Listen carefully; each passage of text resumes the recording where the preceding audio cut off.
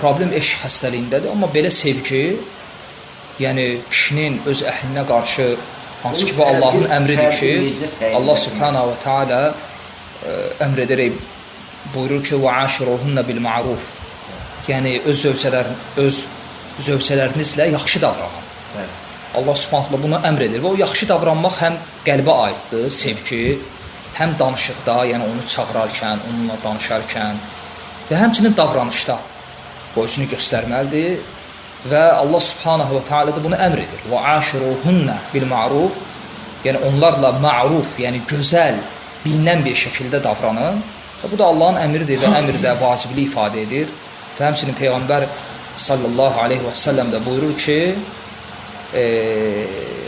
xayrukum li əhli sizlərin ən xeyirliniz öz əhlinə qarşı ən xeyirli olandır və mən də sizin içinizdə ən xeyirli olanam, yəni öz əhlinə qarşı ən xeyirli olan. Bu Allah və Rasulun əmridir və bu sevgi olmalıdır təbii ki.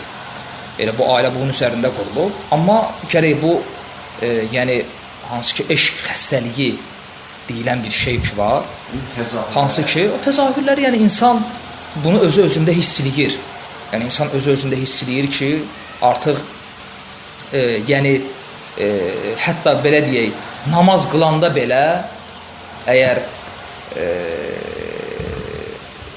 o eşq barəsində fikirləşirsə və onun barəsində düşünürsə və ya məsələn insana belə hiss gəlir ki, belə deyək də, o olmasa mən yaşaya bilmərəm. Bu quluvdur. Yəni Allah subhanahu və teala belə şeylər var. Məsələn deyir ki, o olmasa mən yaşaya bilmərəm. Heç evlənməyib, bir o olmasa mən yaşaya bilmərəm. Allahu akbar. Bir olmasa subhanahu Allah azza və cəllə səni ona görə yaradı və sən özünə görə. Və mən xalaqtul cinnə vəl insə illə liya'budun. Mən insanları və cinləri yalnız mənə ibadət üçün yaratdım. Yalnız. Necə o olmasa mən yaşaya bilmərəm? Heç indiyənəcən demədin ki, qəlbimdə Allah sevgisi olmasa mən yaşaya bilmərəm. Bu ibadət olmasa mən yaşaya bilmərəm. Bu hidayət neməti olmasaydı mən yaşaya bilmərəm. Heç belə demədin. Dedin ki, filan qız, filan qadın olmasa mən yaşaya bilmərəm. Və bu, həmin xəstəliyin təzahürüdür. Və bu xəstəlikdir. Yəni bu necə İbn-i Qeym rahimehullah bir çox kitabında, həmçə İğazatul Ləhvan, Ümmə-Said-i Şeytan kitabında barədə danışır, eşq xəstəliyi. O xəstəlikdir.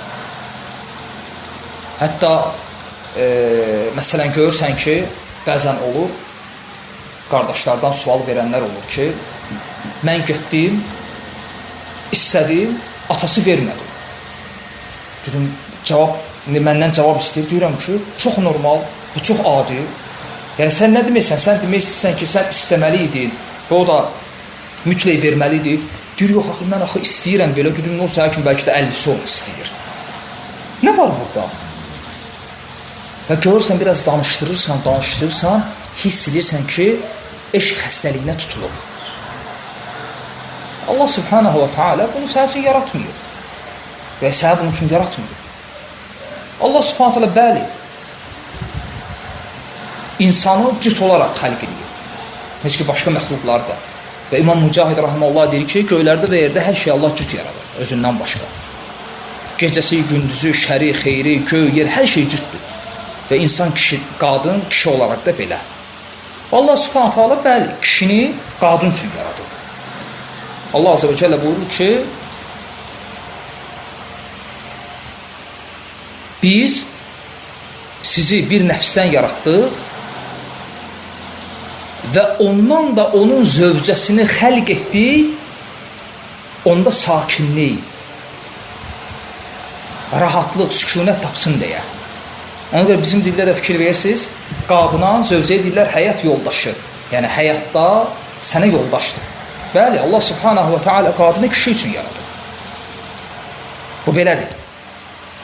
Həmçinin məsələn, yeməyi, içməyi sənin yaşamağın üçün bir səbəb edib. Lakin insan unutmalı deyil ki, qadının varlığı, evlilik, yemək, içmək, bu ləzzətlər, bu şəhvət və s. bunlar insanın xilqətində, yaradılışında qayə deyil, məqsəd deyil. Nədir? Səbəbdir. O zaman ki, insan bunları səbəb olmaqdan çıxarır, qayə halına gətirir, bu həmin xəstəlik budur. Xəstəliyin təzahürü budur. Deyir ki, mən onsuz yaşaya bilmərəm.